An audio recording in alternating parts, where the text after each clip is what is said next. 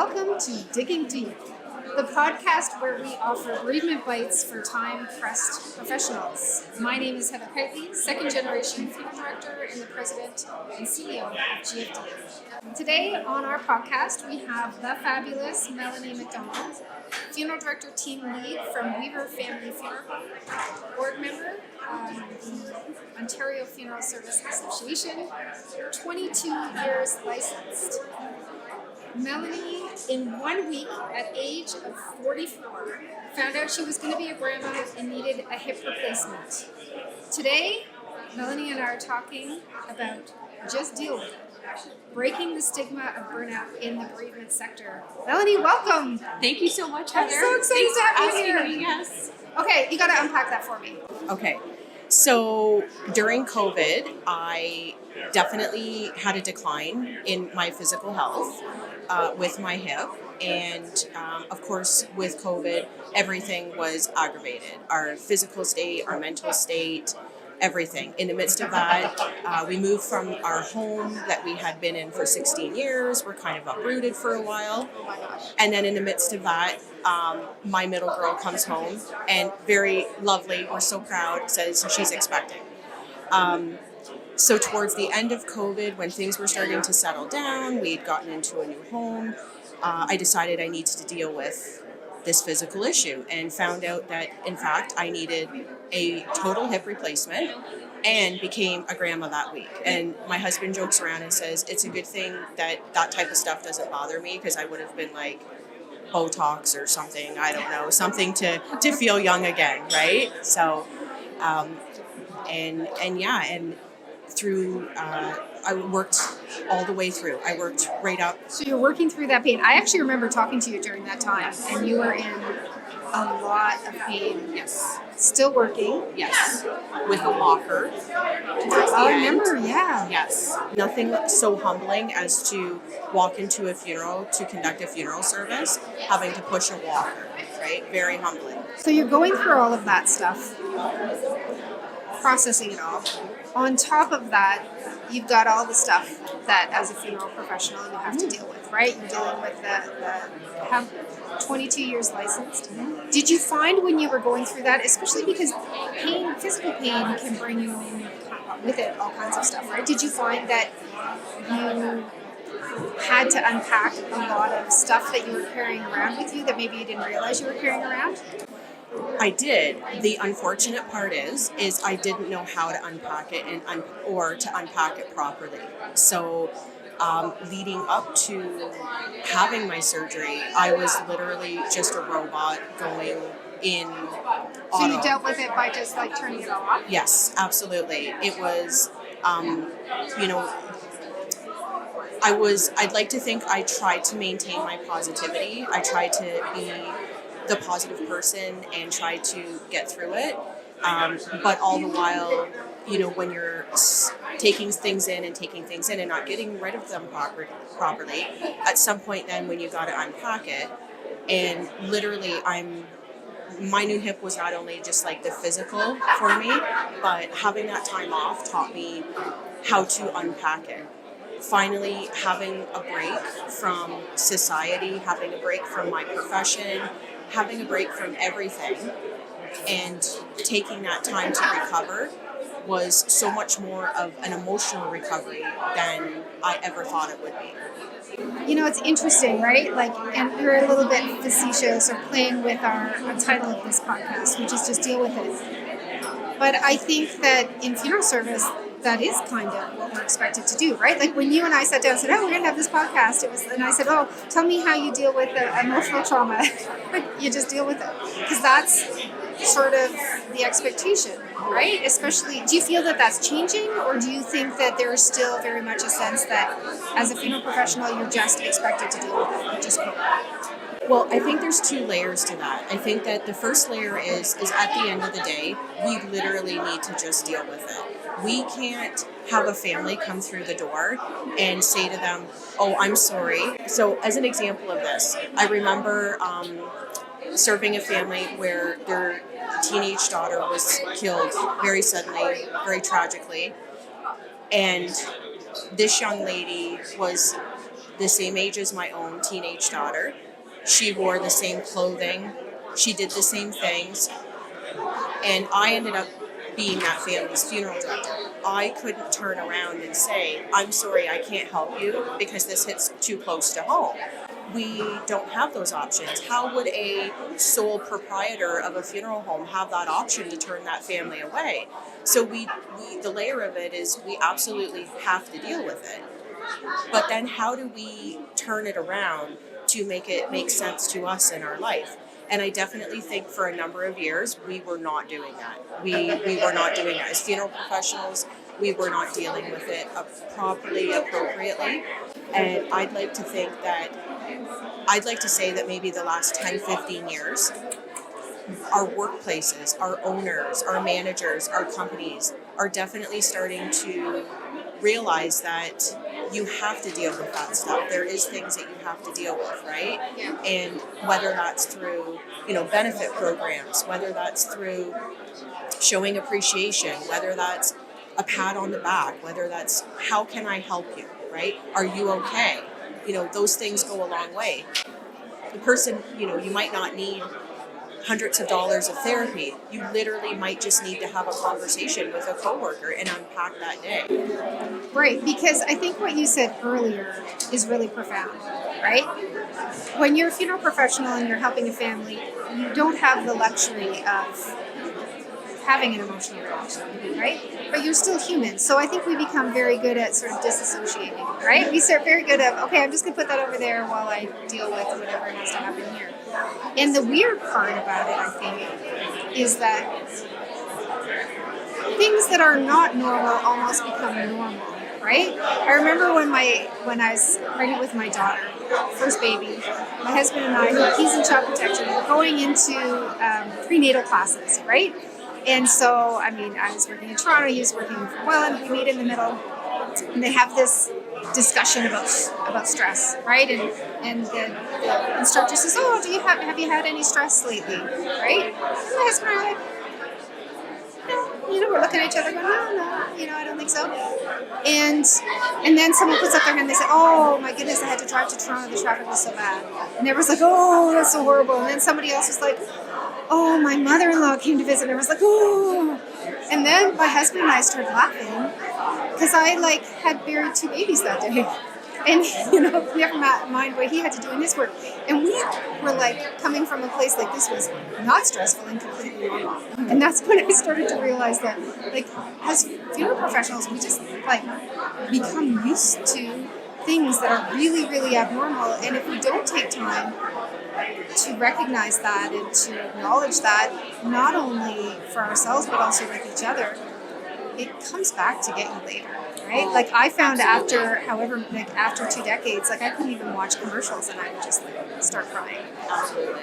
So you think things are changing in the profession, is that right? I do. So what kind of things are you guys doing at your funeral home that are changing that for each other? Absolutely. So we have, unfortunately, in the last 10 years, we actually went through 2 profound losses. At the funeral home? At the funeral home. So we went through a loss 10 years ago where a funeral director passed away very suddenly. Like one of your team? That was the intricacy, yeah. Kind of one of our team. She was coming to be a part of our team. And well loved in our community, well loved by her family and friends. And so as a funeral home, we served her family. And then just in 2023, our wonderful co-worker Thomas, passed away quite suddenly. And so as a team, we all of a sudden found ourselves having to serve, and we find ourselves having to be in the spotlight of the grieving friends, but also having to maintain that level of professionalism. Yeah, because you're working, right? Well, you know what? I did. I stood outside, and when they took Thomas's casket from our funeral home, his favorite song, Panama from Van Halen, played, and I bawled like a baby. Because you know what? I deserved it. He was my friend, so why shouldn't I, right? And so maybe 20 years ago, your owner would have maybe turned to you and said, you should have really kept it together. Would you, though, even back then, would you have given yourself permission to do that? Probably not. No, probably not. You know, I never do well with being anything other than my authentic self. I've learned that over the last couple years, that when you try to be something or try to fit into the hole that someone wants you to fit into, it never works. So just be your authentic self. People might not like it. That's okay. They can, they can move along. You're here. And I think that also is huge for funeral directors because, let's be honest, we're all wonderful people. We are wonderful people. We are the best group of people you'd ever meet. Isn't that the truest statement ever? We are the But, best people you'll ever meet. And I mean, our parties, look at our parties that we have. We have so much fun when we party.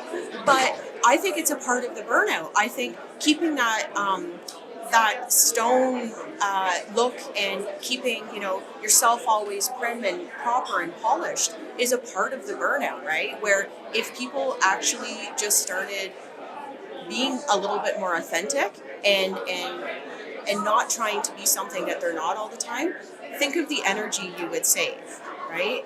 And I have a number of families who will say to me, wow, we had no idea that this was going to be this way. Thank you. You took away all of the feelings of, how is this going to work? What's this person going to be like, right? And you laid it out. And I always say to people, I treated you like I would want my own family treated.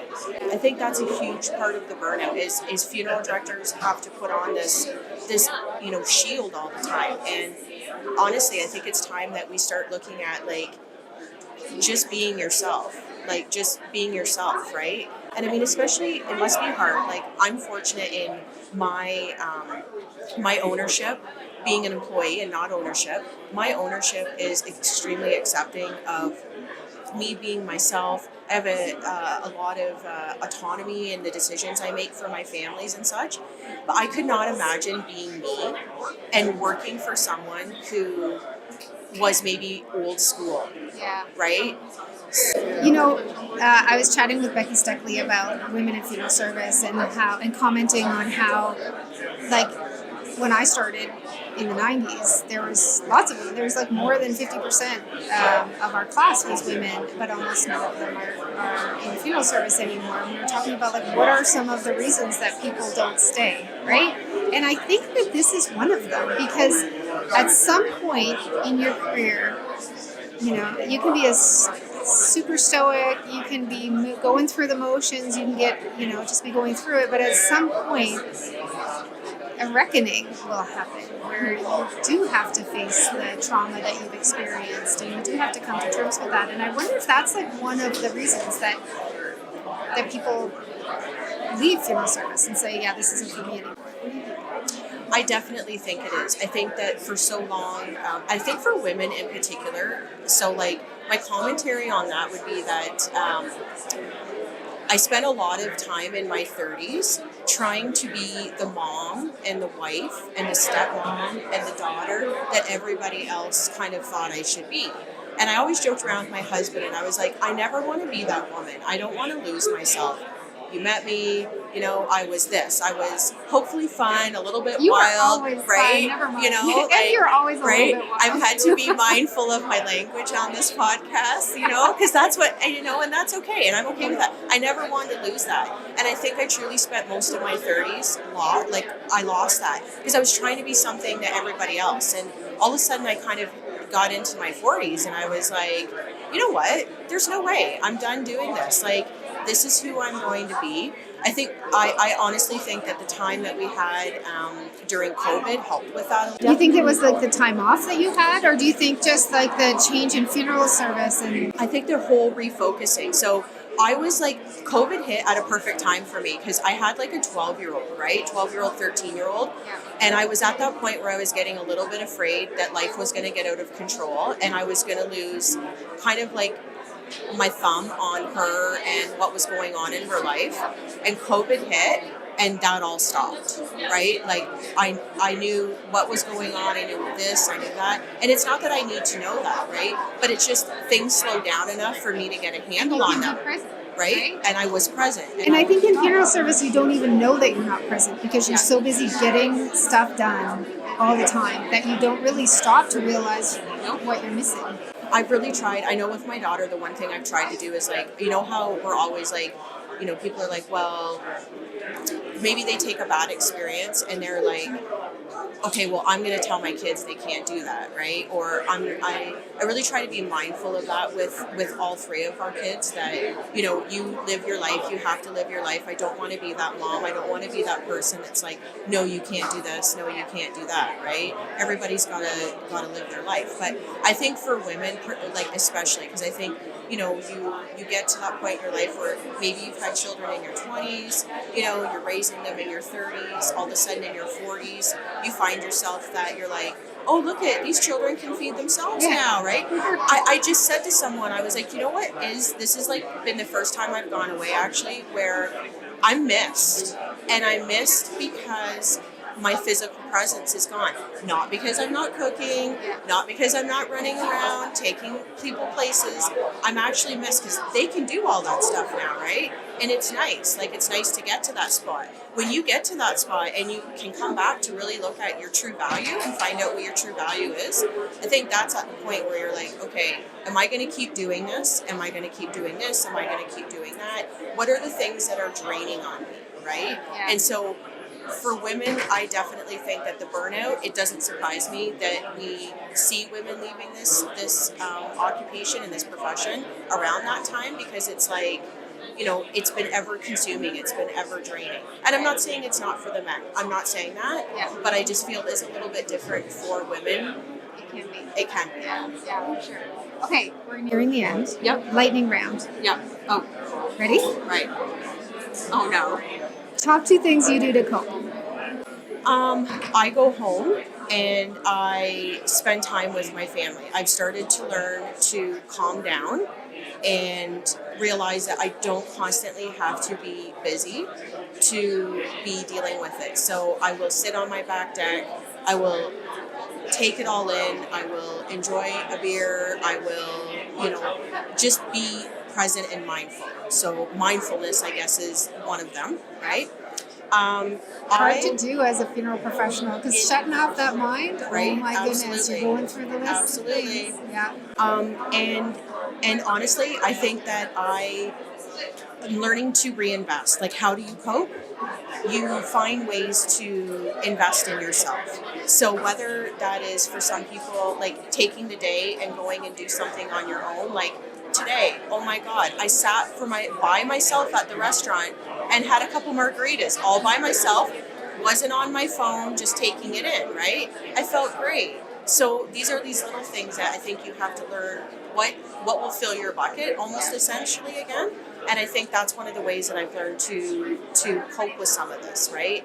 And be like, no, I need to deal with this because wherever I go, I'm going to take this with me, right? Number 1 thing that owner managers can do to support their staff. One thing. Pay attention. Oh, Pay attention. another hard thing to do in funeral service. We're so outwardly focused all the time, right? Right. Pay attention to the cues. Pay attention to who's talking, who's not talking. Pay attention to body language.